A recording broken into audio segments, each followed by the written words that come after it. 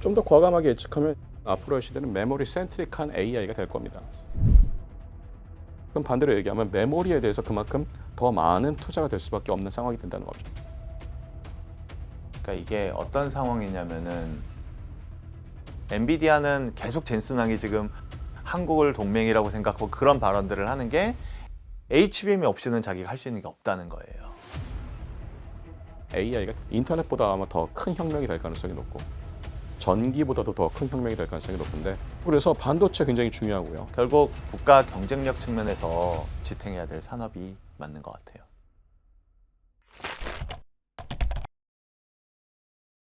사실 데이터 센터를 짓는데 지금 엄청난 병목들이 있어요. 에너지의 병목, 그 다음에 이거를 냉각을 어떻게 할 거냐에 대한. 이제 뭐 이번에 엔비디아의 베라루빈이 나오게 되면은 이 에너지 발열량을 도저히 커버를 할 수 없게 되기 때문에 지금 형태의 냉각 방식이 아니라 새로운 형태의 냉각 방식을 도입해야 되고, 그런 병목 현상들이 전체적으로 시장에서의 이제 굉장한 투자의 싸움으로 가고 있는 거죠. 지금 AI를 둘러싼 글로벌 경쟁은 어느 정도로 치열한가요? AI를 둘러싼 글로벌 경쟁이라고 말을 할 수 있을까요? 그냥 미국이 일단 주도를 하고 있고 중국이 경쟁을 하고 있지만 나머지는 주변국의 형국이라고 저는 좀 보여지고요. 다만 이제 미국 자체의 내부 경쟁이 엄청나게 치열한 상황이죠. And we think this idea of software on demand is going to be one of the defining characteristics of the GPT-5 era. Every business transform in the age of AI. You need a comprehensive, secure, and integrated platform that connects to your context, your workflows, and your people. That's exactly what we have built. 트럼프 대통령이 작년에 딱 1년 전이죠. 취임을 하면서 바로 기자회견을 열고 발표했던 큰 프로젝트가 스타게이트 프로젝트라는 프로젝트가 있었죠. 미디어에는 주로 스타게이트 프로젝트가 미국에서 AGI, 즉 일반 인공지능, 혹은 우리가 조금 더 세게 얘기하면 강인공지능이라고 부르는 그 정도 수준의 AI를 선점하겠다라는 동기가 깔려있는 프로젝트로 이해하고 있습니다만, 그것도 맞는 말입니다. 그런데 또 한편으로는 뭐가 있냐면은 이렇게 만든 강인공지능을 위시로 한 AI 생태계 내에 피지컬 AI, 즉 로봇이나 모빌리티나 센서 같은, 그리고 나중에는 바이오, 헬스 쪽으로 이어질 수 있는 AI까지 포괄이 될 수 있는 생태계 자체를 미국이 선점을 하고 주도를 하고 여기에 동맹국들을 규합을 해서 글로벌의 패권을 미국이 계속 유지를 하겠다라는 보관도 깔려 있습니다. 네, 안녕하세요. 만나서 반갑습니다. 저는 성균관대학교 화학공학부 권석준이라고 합니다. 안녕하세요. 보스턴 컨설팅 그룹에서 반도체 섹터 담당하고 있는 김창욱 파트너입니다. 그래서 하이퍼스케일러 간의 투자, 예를 들면 4개사가 투자해야 되는 캐펙스 규모가 지금 저희 BCG 전망으로는 $500빌리언 넘을 거다라고 보고 있을 정도로 엄청난 투자의 싸움 안에 있어요. 확실히 이 KPX 면이나 모델의 개발 면이나 이런 쪽에서는 미국이 그야말로 압도적이고, 근데 이제 지금 미국의 고민이 사실 굉장히 좀 근본적인 고민입니다. 이게 인터넷보다 아마 더 큰 혁명이 될 가능성이 높고 전기보다도 더 큰 혁명이 될 가능성이 높은데, 자본력은 있지만 이 자본이 지금 회수가 안 되고 있다는 게 미국의 근본적인 고민이고, 결과적으로는 이 자본에 향하는 방향은 뭐 파트너님도 잘 아시겠습니다만 결국 어디에선가는 회수가 돼야 됩니다. 이 회수가 되는 것은 결국 실물 경제에서 회수가 돼야 될 것이고, 그래서 산업으로 이 AI가 가지 말라 그래도 갈 수밖에 없는 확산 상황이죠. Like I'm confident by 2030, AI will exceed the intelligence of all humans combined. I'd previously advised that we slow it down. That's pointless. And I was like, okay. Then I finally came to the conclusion I can either be a spectator or a participant, but I can't stop it. 살짝 뭐 재밌는 생각들이 좀 있어서 애들을 좀 드리면, 저희가 며칠 전에 발표한 리포트에 따르면 기업의 CEO들 80% 이상이 내가 직접 회사의 AI 트랜스포메이션을 챙기고 있다라고 얘기를 하는 설문조사가 나왔어요. 근데 기업의 입장에서는 경쟁력 측면에서 AI를 도입하는 게 굉장히 목숨을 걸고 하고 있는 일이고, 근데 좀 재밌게도 드러나는 것들을 보면 원래 AI가 초반에 처음에 예를 들면 IBM 왓슨 나왔을 때만 해도 인간의 DNA를 분석하고 뭔가 신약을 만들어서 엄청난 인간의 삶을 바꿀 거다라고 했던 이른바 밸류 크리에이션이 기대가 됐었는데, 지금 현재는 AI가 포커스하고 있는 게 밸류 크리에이션은 아직은 크지를 못해요. 생각보다 어려운 거고. 그래서 오히려 코스트 리덕션, 비용 절감 쪽으로 지금 많이 포커스가 되어 있어요. 그래서 단적으로 예를 들면 이미 AI는 사실은 예전에 이미 있었어요. 한 뭐 5년 전부터도 AI는 계속 썼고 기업 내에서 AI를 이용해서 수율을 개선하려고 하는 노력들, 장비의 이상 감지를 하려고 하는 노력들은 있었는데 그게 LLM, 젠 AI로 오면서 조금 더 영역이 확장된 거예요. 대표적으로 기업에 구매하는 분들을 보면은 수많은 기업을 통해서 입찰 서류를 받을 거예요. 근데 이 입찰 문서가 한두 장짜리가 아니라 뭐 몇십 장씩 여러 기업을 오면은 이걸 사람이 일일이 검토하면서 차이가 뭐지를, 이 굉장한 노동이잖아요. 근데 이거를 젠 AI가 분석을 해서 차이는 뭐고, 예를 들면 이런 결론을 주면 이게 인간의 그 생산성이 증가를 하고 결과값으로는 사람의 고용을 줄이거나 혹은 새로 채용해야 되는 인력을 덜 할 수 있게 되는 비용 절감 효과들을 가져가는 게 지금 현재 기업의 경쟁력 제고의 방안이고, 그래서 기업들이 제일 많이 하고 있는 노력들은 우리가 하고 있는 업무들의 어떤 게 AI로 대체되냐, 어떤 건 젠 AI로 대체할 수 있느냐, 그래서 결과적으로 어떻게 생산성을 늘리거나 비용을 줄일 거냐에 굉장히 많이 압축이 되어 있습니다.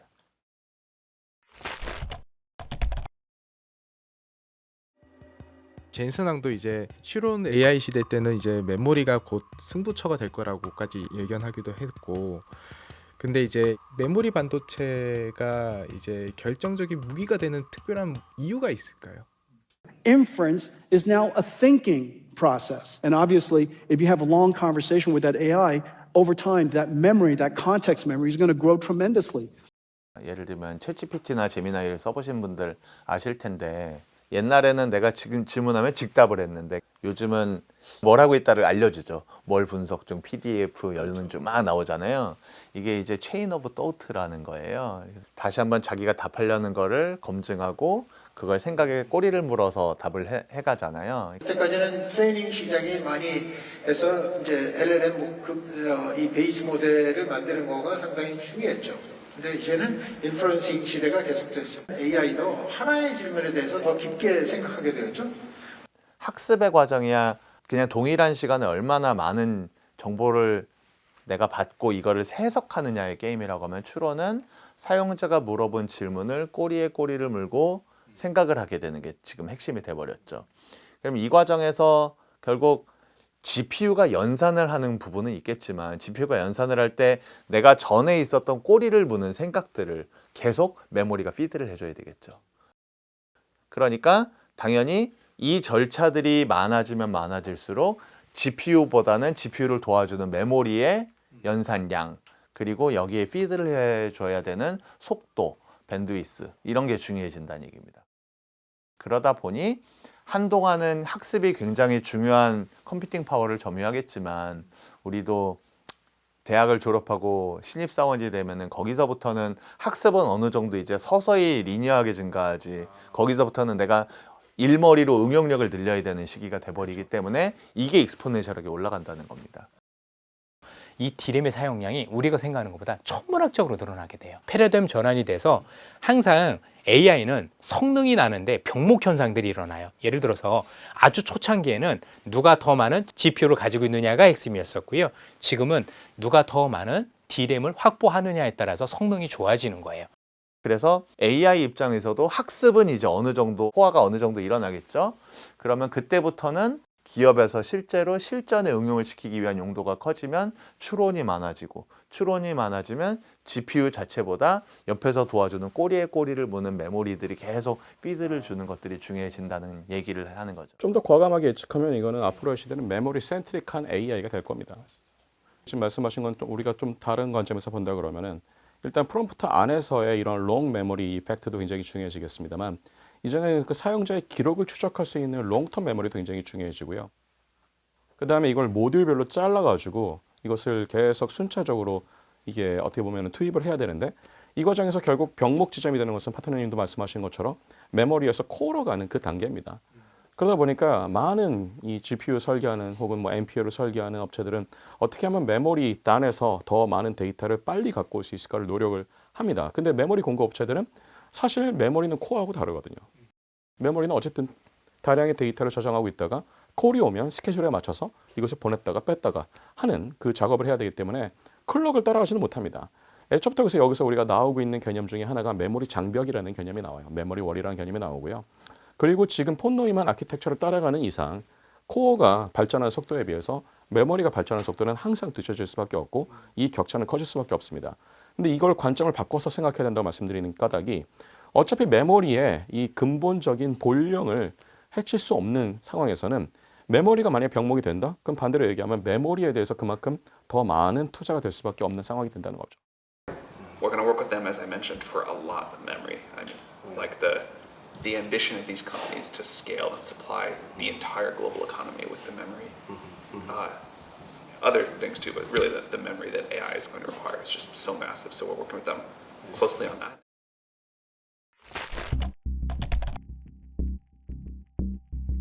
일단 하이닉스의 실적이 거의 100조 원 단위로 육박할 정도로 나오죠. 그러니까 이게 어떤 상황이냐면은 이게 이제 갑자기 고객들의 주문 물량이 엄청나게 폭주를 했고 생산 능력을 늘리긴 어려운 상황에서 가격이 엄청나게 올라가고 있는 거예요. 그래서 이 역대급 실적이 나오고 있는 건데 다시 말하면 이 메모리 반도체를 삼성과 하이닉스 물론 마이크론이 있긴 하지만 다른 데서 구하기 어렵기 때문에 이 어찌 보면은 굉장히 소중한 자산이 되어 있고 한국의 전체 반도체 산업 내에서는 굉장히 단기적 호재일 뿐만 아니라 앞으로도 지금 계속 이런 주문이 밀려 들어오고 생산 능력은 단기간에 올릴 수 없기 때문에 좋은 모멘텀에 있다고 봐야죠. 반도체 한 푼 줍쇼라는 기사가 공식적으로 나왔었죠. 반도체에 대한 수요가 정말 너무 많아요. 감당이 안 될 정도로 많아요. 지금 우리나라 서울이나 그 삼성전자나 하이닉스 근처에 있는 호텔들이 지금 동난 거 알고 계실 텐데요. 미국에 있는 빅테크 기업들이 어떻게든 반도체 조금이라도 확보하려고 지금 전쟁을 벌이고 있어요. 얼마 전에 빅테크 기업 임원이 해고가 됐어요. 반도체를 구하지 못해서. 여기서 이제 좀 중요한 포인트는 HBM이 전체의 그 데이터 센터 내에 차지하는 원가가 얼마냐 했을 때에 2023년도 대비 27년도에 14배 성장을 해요. 어마어마하죠. 그러니까 결국 AI에 있어서 HBM의 역할은 굉장히 크다. 그 안에서 하이닉스가 가지고 있는 점유율 그리고 하이닉스의 개발 속도, 능력 등을 보면은 국가 경쟁력의 하이닉스는 굉장히 중요한 역할을 하고 있다고 보시면 될 것 같습니다. 그래서 엔비디아는 계속 젠슨왕이 지금 한국을 동맹이라고 생각하고 그런 발언들을 하는 게 HBM이 없이는 자기가 할 수 있는 게 없다는 거예요. Korea and NVIDIA has many announcements, and I have many incredible partners here, and we have many announcements to make. 그러니까 결론적으로는 HBM의 위상이 그만큼 크고 하이닉스도 최소한 1년 그 이상 지금 고객의 주문이 이미 다 끝나 있는 상황이에요. 그 정도로 하이닉스의 위상은 대단합니다. 뭐 하이닉스는 정말 HBM을 어떻게 보면 선구자죠. 많은 사람들이 알고 있는 것과는 달리 하이닉스가 처음 HBM의 파트너십을 맺은 것은 엔비디아가 아닙니다. 원래 AMD였어요. AMD가 땅을 치고 지금 후회를 하고 있겠죠. 그 당시 한 2015년, 2016년 이때쯤인데 그 당시에는 물론 이제 알파고 쇼커가 나오기 전이고 뭐 지금 같은 이제 챗GPT가 나오기 전이니까 이렇게 될 줄 몰랐겠죠. 만약에 근데 그때 AMD가 맘먹고 하이닉스하고 그 당시 이제 HBM1이죠.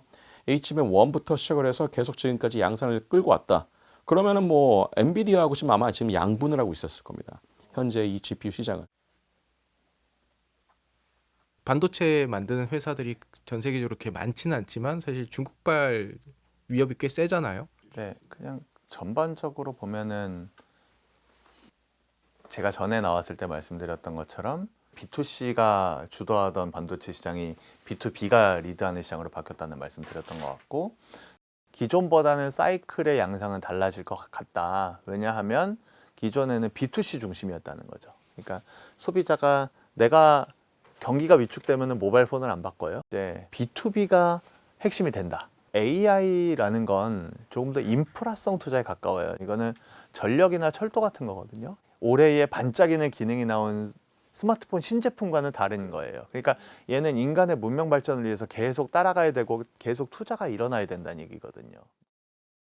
결국은 데이터 센터 안에 있는 서버에 들어가는 반도체 수요가 핵심인데 이 서버는 두 가지로 나뉩니다. 그래서 AI 컴퓨팅을 할 수 있는 컴퓨팅 파워를 갖고 있는 서버냐, 아니면 일반적으로 기업용 클라우드 서비스를 대응해주기 위한 서버냐인데, 일단 AI 데이터 센터에 들어가는 게 이제 가장 기본적인 게 HBM일 텐데, 이게 HBM은 어쨌든 그 AI 성능 위한 가속기에 들어가는 거고, AI 데이터 센터에 들어가는 서버 안에 그냥 일반 DRAM도 들어가는 거죠.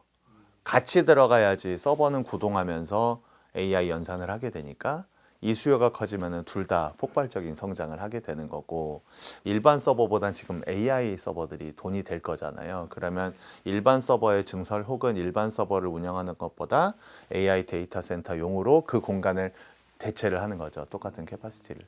그러다 보니까 이쪽에 지금 수요가 엄청나게 몰린 거고, 동시에 얘기하면은 일단 HBM의 수요가 계속 크게 성장을 하게 되는 모멘텀, 한국 업체 입장에선 큰 도움이 되는 거예요.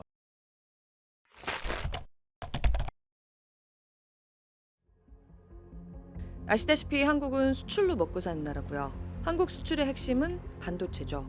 특히 작년에 우리나라 수출에서 반도체 한 품목이 차지한 비중이 역대 최고치예요.